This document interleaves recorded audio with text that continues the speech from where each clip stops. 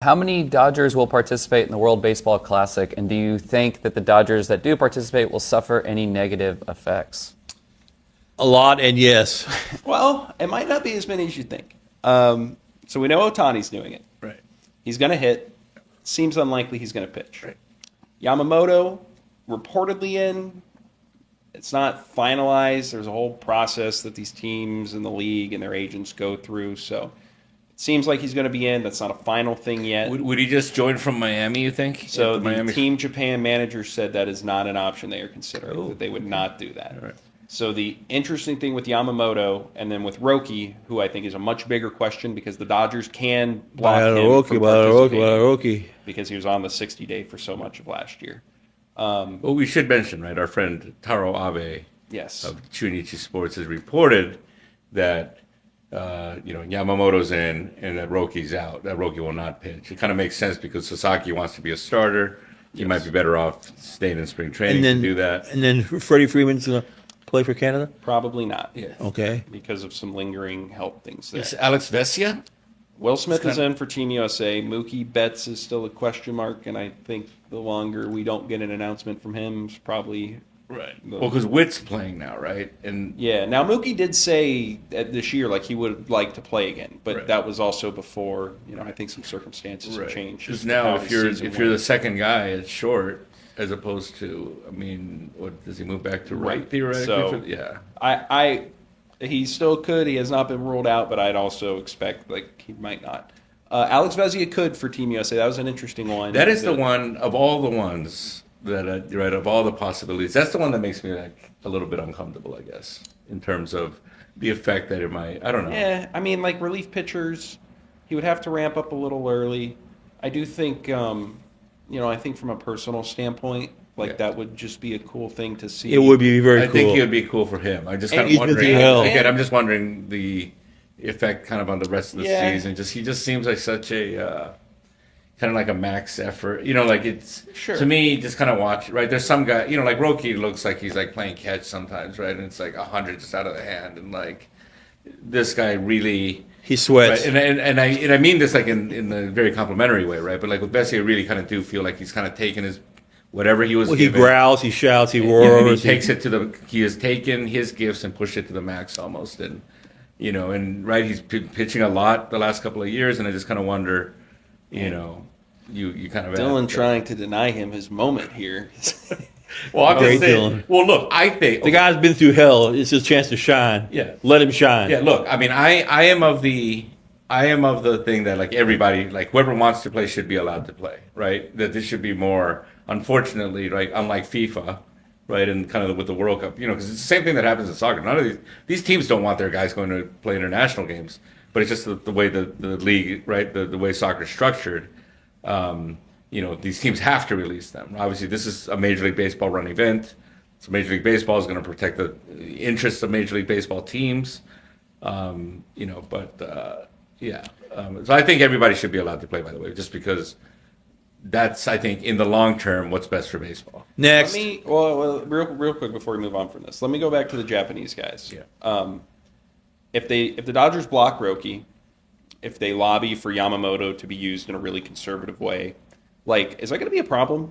Because this, as we've talked about, that is a really important tournament over there. Yeah. And the expectation is that in that country, it's that those guys play, and they are 100% available. Yeah. And so especially for a Dodgers team that wants to paint Japan blue and everything, how's that going to go over if it seems like they're interfering with those guys' availability? I mean, I'm really curious. I mean, I think with Yamamoto, they just can't. They're just going to have to kind of live with whatever, right? I mean, they're going to let him make full-length starts. Well, what do you mean? They have to. They don't have if the guy does it, I mean, he was in theory, or Yara Sensei, I guess, was technically the one who came up with this 0 days rest thing, whatever. But right? I mean, to me, the more interesting one is the Ohtani situation, right? Is he going to want to play as a two-way guy?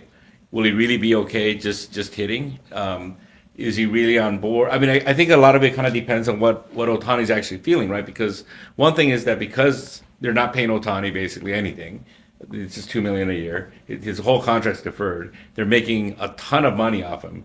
It has kind of subverted the traditional player franchise dynamic, right? I mean, usually the team has kind of the right, hey, we're paying you this much. The Stevie Cohen says something to Juan Soto, right? Soto probably has to kind of listen there just because he's being paid that much.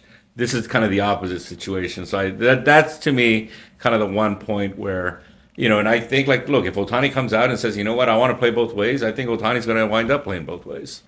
Which is a final decision on that will be made closer to the tournament. But again, already the Dodgers are. He's probably not going to. Don't make anybody mad. I don't think the Dodgers should make anybody mad. We'll see. Everybody's happy. Everybody loves everybody. Keep it like that. I mean, to me, this is why I like the WBC as it pertains to the larger discussion about how difficult 2026 is going to be for the Dodgers to manage. Yeah. It starts with this tournament because, like there is, especially for the pitchers, a potential cost that goes along with it. I just think, again, and this will be the last thing I say about this, right? The Ohtanis, right, this current generation of players, they grew up watching Ichiro and Matsuzaka in the WBC, and I really do believe this, right? Because there was a time in Japan where soccer, right, they were exporting a lot of attacking players to Europe, where the popularity of soccer was really kind of catching up to baseball, and became like a real threat to baseball in terms of participation, like the elite athletes, like where they were going. The WBC is what turned Japan back into like a baseball is number one country, right? And I think right now we're seeing the effects of that, frankly, right? Because it's we're the number of high quality players that are coming over here really grew up watching the WBC in those early years. So from that standpoint, again, I am of the mind that, like, okay, yes, it might hurt a particular team here, but if you look at the sport in the long term and take the long view, right, and again, they've lost market share to the NFL, NBA in recent decades. You want this sport to be as popular as possible, and that place might have to be overseas. All right. Next. Sorry, that was kind of long. That was really long, Dylan. I know. Here I was. Jesus. Here I was talking about how I cut people off because somebody should have cut me off. That's like a big piece of coal in my stocking. Question, is Tanner Scott salvageable? Sure. Yeah, sure. I think he is. I mean, he's not going to, probably, especially now, he's not going to be. Hey, Jack, did you ever get any details about his lower body injury? This came out publicly. It was. Did it come out publicly? Yeah, it was a backside issue, I think is how we ended up right. Is that the. What did he have? He had an abscess. Hemorrhoids? Say it, Jack. Well, you gotta say it. Not exactly, but give the people a Christmas present. Probably gives you it was around there. Around there? Around there? Where? Around there. Be more specific, Jack. There ain't no around there. There's either there or there ain't there. Ain't no around there. That really was God, just what a crazy, a sadly, ironically, just but also sort of not fitting way for a season. You're going to say what do you he's going to say Terrence Scott was a pain in our butt all year. Ironically, that he gets solid by a pain in the butt, right? Is that what you're going to say? All right, I'll say it for you. Works. And then also his absence required Clayton Kershaw to get sacrificed in that first playoff appearance he had. Luckily, he had his redemption. I've never said. But yeah, sorry. Yeah, he's salvageable. I mean, the stuff still was the stuff was fine. It was the execution, and I think some of the mental approach at the end of games. So he's going to be in a lower pressure role where he can match up probably a little bit better. And we see this all the time with relievers. I mean, Edwin Diaz had the second most saves in MLB history in 2018, then had a terrible 2019, and he's been really good ever since. So sure, he's salvageable. Is there a realistic chance they'll take a longer look at Sasaki being a reliever? Not right now. I mean, he's going to be a starting pitcher. That's what they told him when they put him in the bullpen last year. That was the whole deal. Look, if the starting thing doesn't work out long term, could he go back to the bullpen? Sure, but they're going to give him every opportunity to be a starter. All right, this will be a fun one. How aware and concerned is the Dodgers organization about visiting the Trump White House again post-ICE terrorizing Latinos in Los Angeles? They can't go. Ed, what is the temperature in the clubhouse about this issue? And they said they're Team Dylan on this one. All right. Yeah, I know. I think Dylan wrote some great comments on that, and it even stands even more now. There's no way this team can go to the White House. There's just no way. I don't know how far down the decision-making process they are in this. I mean, last year they kind of kicked the can on it till late in spring training before they made an official decision. It is their first road trip. Is going to DC. Oh, really? Yep. It's DC Toronto, or maybe Toronto DC, but those are the first two cities they go to, like the first week of April. The president has invited them already on Truth Social. I would. Do you have a Truth Social account? No, but these things have a way of matriculating into the public consciousness. If you haven't seen, yeah, I don't know. I think it's less likely they go than it was last year. I thought last year, right? He had just come into the White House. It was. I think my stance on it was going to be more controversial if they didn't go than if they did, and I think it was kind of like the path of least resistance was going. I think if you go, I think it's just the opposite this year. Yeah, if you go this year, I mean, people will be upset in a way they were not last year. I'm confident. Yeah, I kind of feel like last year, right? The calculus might have been that, like, okay, right, this president's like a buffoon, and he can't actually even though he's saying he's going to do all these things, he won't actually be able to do it.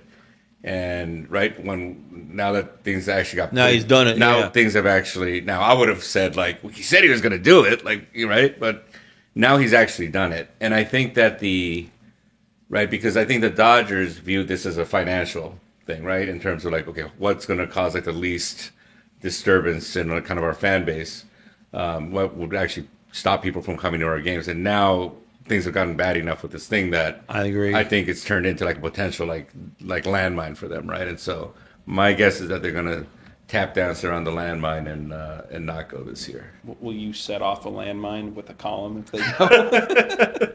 Potentially. All right, Mark, you got more? I've been pulling some out here. No, go for it. All right, this one was interesting. Okay, how will the Dodgers manage the starting pitching to be rested and ready for next year's postseason? Our starters have less rest because of the playoffs, WBC, and they're prone to injuries. Like, this part I'm curious about, especially as it pertains to like Ohtani, because he's going to be healthy. He's going to be ready to make starts from the beginning of next season. I think you go like a 10 days of rest. And that's sort of what Dave Roberts... The whole season for all of them. Yeah, that's what Dave Roberts was kind of indicating they might do, at least with Ohtani.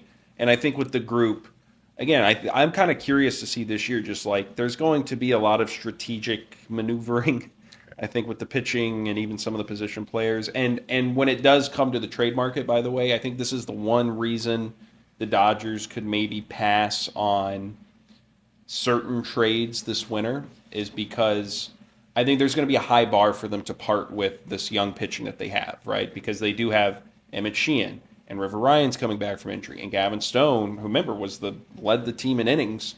He was in great. The 24 World Series team before getting hurt at the end of the year. He's coming back, and Justin Wrobleski can make starts for if you need, and Ben Kasparius. So all those guys could be pieces in trades that would be attractive to people, especially if you're talking about like the Brendan Donovan, Lars Nootbaar, Jarren Duran kind of aisle of the trade market.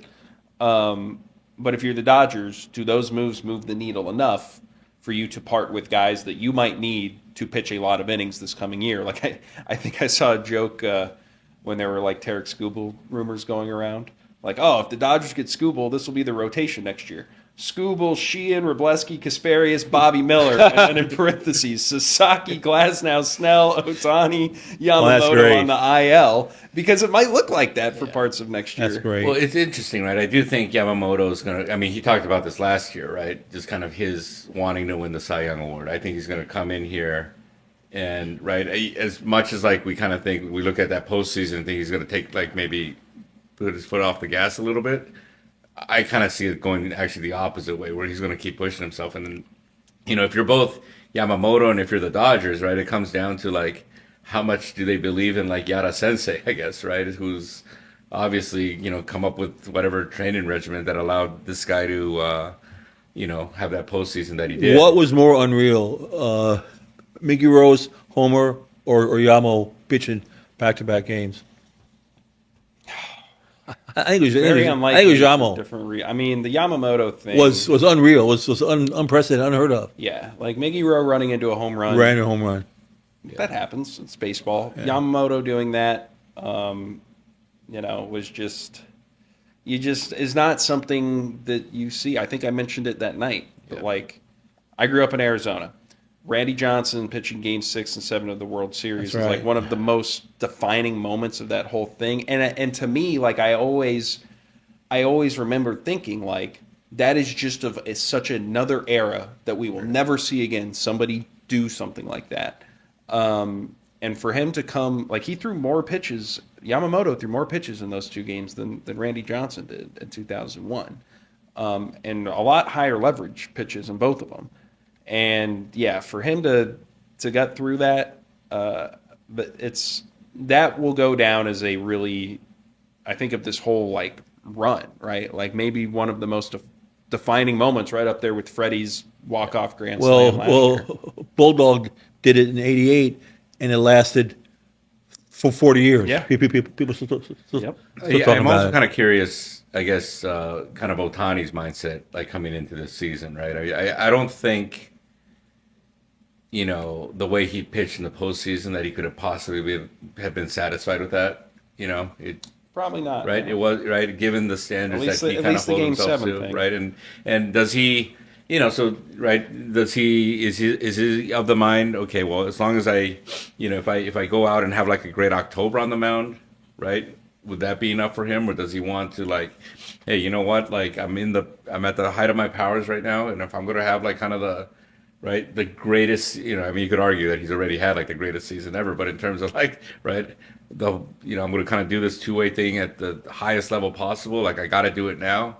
I'm going to be kind of curious to see again how I understand what the Dodgers want to do, but Otani is so kind of singularly, right, driven by, we've talked about this before, but just how driven he is by his goals and stuff. I am kind of curious where he's going to kind of want to take this. When Otani hit his third home run, I literally lost my breath. I was hyperventilating.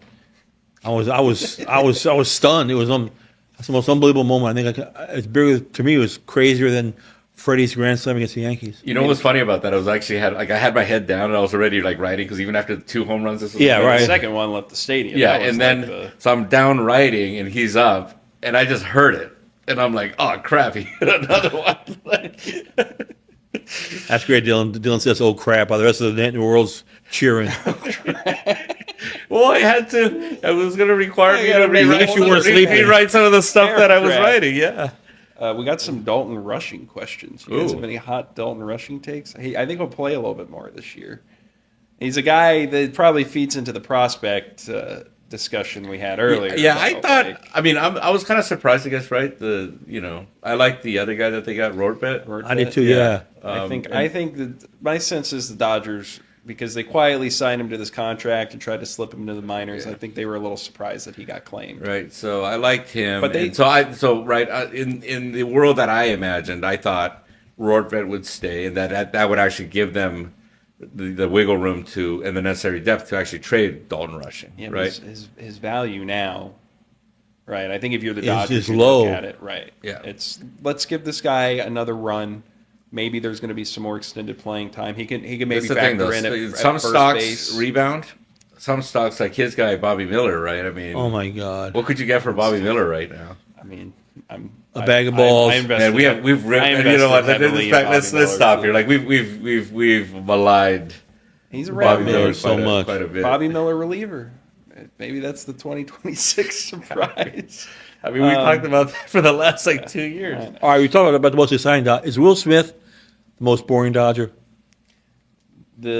So Raising Cane's does these promotional events. They've done it the last couple of years, like right after the World Series. So 2 years ago it was Kike Hernandez. They bring him in.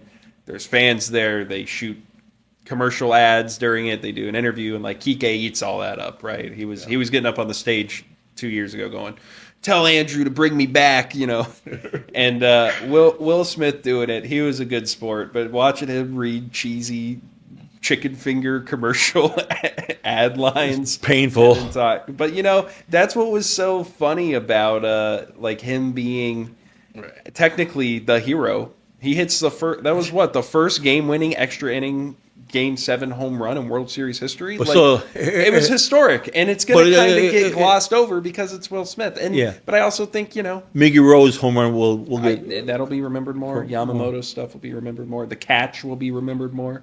But that's also okay with Will Smith. He's happy to Yeah, he is. kind of be that guy, and So interesting. he All right, got- so who's the best Dodger talker? Max Muncy, right? Ooh, the best talker? Well, there's different categories. Blake Snell's the most interesting talker, I've decided now. Like, that guy, Really? you don't know what you're going to get, probably good or bad. Obviously, some people took umbrage with his whole, like, oh, they got lucky. And it's not, he didn't say they got lucky, but that he got unlucky in that, whatever, game 3 start in the World Series, whichever one it was at Dodger Stadium. Yeah, it's Muncy's probably the most like Insightful. yeah, like he'll break things down, especially on the whole topic of how difficult the playoffs are Yeah, and he's the really toll good. it takes. Freddie Freeman's probably the Freddie's pretty friendliest talker. I mean, Clayton Kershaw was good. Like Kershaw was probably the most a mix of kind of like wisdom and just kind of like I don't know. direct No, because honesty that's the thing. with He, his- 'cause I think he took it seriously, right? Like there wasn't any. He wasn't going to like lie. He wasn't going to exaggerate things. Like he was going to kind of tell you. He the way became saw a it. he became a good interviewer, but he was He did. so bad early. He was he had dismissive. a lot of time to get better. He would talk down to, He to, did. He to the was- writers. He was Yeah. short. Yamamoto's good. Is he? Yeah. In Japanese. Yeah, Japanese. And then you know what? Miguel Rojas hits that home run in Game 7. Is playing through an injury, by the way, that we wrote about. That like he could barely move his arm that day, and then he does. I've never seen this before. 2 straight hours of no breaks of media on the field afterwards. People coming up to him to going on the TV set. That's a future manager, right? Yeah, yeah, you're right. You're exactly right. He took it. He enjoyed the spotlight there, in a BBWAA media good guy, Miguel Rojas. But yeah, okay. Last one I have. Mark Walter fixed the Dodgers. Will he fix the Lakers? Yes, but it'll take time. LeBron's got to leave first, and LeBron should leave. This is got to be his last year. They cannot resign LeBron. Get rid of. I know people aren't watching us for this kind of talk, but I got to say it. I think people are interested. LeBron's about got to Dodger. be gone. Like- Once LeBron's gone, they have a little more room to work with. And I think here's the Cap thing, right? wise. Is that like the Lakers have been right there? It's a mom and pop shop. As big as the brand is, they're not like caught up. Right, the scouting department's small. They're the worst in the league. Their analytics department, I think, was like one guy. One guy. right? And Which is in part why they've Right. brought like Andrew Friedman in to help advise, and Farhan Zaidi's going to take I a think very it's going to be active more role. Farhan than it will be than more Andrew. Farhan. But I mean, look, I've been saying this for a while, and right, you look at the record right now, and they're terrible. But like, I've actually think that Steve Ballmer's been like a very good owner in terms of providing all this. Oh, he provides all right. Kawhi Leonard's been the worst signing in sports. What are you talking about? They had right, but I'm talking Steve Ballmer's about a great guy, No, I'm but- talking but about he needs to be less involved. Right, but I'm talking about like providing the team with stuff to like aid the players' recovery, right? Like the stuff, right? Their analytics department, like all the things on the side that doesn't fall under the salary cap, right? That you could give your team to improve their chances of winning. He has done that. Okay. Now they're the Clippers. He's also overseeing They're the Clippers. They had to go down this Kawhi thing, which cost them all these draft picks. It cost them SGA, right? All that stuff. No, but I guess the reputation. Point, but here's the thing. I guess the point I want to make here, right, is that and to the Kawhi point is that I think in a lot of sports you can kind of build out all that type of stuff, right? And okay, like the Dodgers, right? Their analytics department, their R&D department, whatever. It's big, and you see some of the effects of that out on the field. The thing is in basketball, though, ultimately, right? The amount of the level of impact that like just one guy can even have is so disproportionate to everything else, right? And so it's built around the star. And, you know, maybe, again, like compared to, like, say, like baseball, I think some of those ancillary things won't help, relatively speaking, won't move the needle as much in basketball as it would in baseball, right? And you still have a salary cap. And so, you know, I think to me, this is a question of like, it's like, A, how good and how long, how good can Luka be? How long can he be good? And then it kind of becomes like, who else kind of becomes available? Because look, they're not gonna win a title with DeAndre Ayton playing center. They're not. He's like a traffic cone there. They're a horrible defensive team. I mean, if they trade for Giannis, right? Yeah. I mean, right. And those are the types of things that they're going to have to do here. Yeah. And that's like either they can or they can't, right? It's not like, you know, the Dodgers, like, look, they didn't sign, you know, when we, right, back in the day, we were calling for like them to sign Bryce Harper. It didn't ultimately, like, you can make up for these things, right? In basketball, there are only so many of those types of guys that are going to really move the needle, that if you don't hit on that, all the other stuff almost won't matter, right? They need to. No, but Sam Presti in OKC has built a team of no names. He's done it without a star, except for SGA. But yeah, you can't just say like except for SGA, because like SGA is there, like he's the best player in the league. He's he's the difference maker, right? No, but they didn't sign him as a free agent. Yeah, you can do the other stuff, but like you still need the super. You're not going to win without a superstar.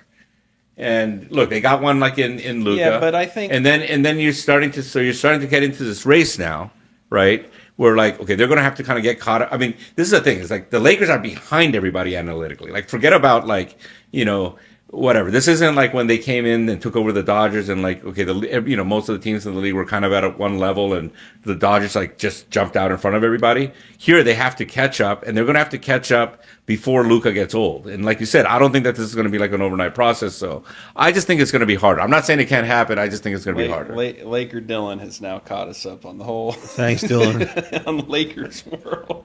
You say they're bad this year. I think they're 17-4. Yeah, they played a lot of bad. They've been beating up on a lot of bad teams. I agree. They cannot stop anybody, and they can't shoot. And they can't shoot. A win against the Suns was some outrageous foul You love calls. Ayton. You love DeAndre Ayton. Yeah, as a Suns fan, a very complicated relationship with DeAndre Ayton, and love is not the adjective. It's hard to win playoff games when you can't defend and you can't hit threes. Yeah. Real quick before we wrap, do you all want to open your Christmas gifts? Oh, yes. Okay. All right. Thank you. Potts has given us some gifts. Oh, I have to check into my. Appropriately wrapped in newspaper. Plaschke did this once. I have to check into my Southwest flight right now. Where are you going? I'm going to I'm going to Seattle with the Rams. Do you want to talk about the? Oh, I love this.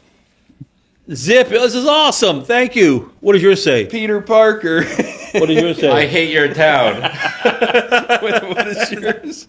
Zip it. Zip it. Oh, thank you, Potts. Thanks, Potts. It's very nice of you. This is honestly like the best Christmas present I've gotten in a This while. is Like, awesome. Thank you. I'm glad that my I didn't get you anything, Potsy. I didn't get you squat. I apologize. you got him a poem. Very nice poem. That's right. I'm glad that my senior yearbook my senior photos from high school.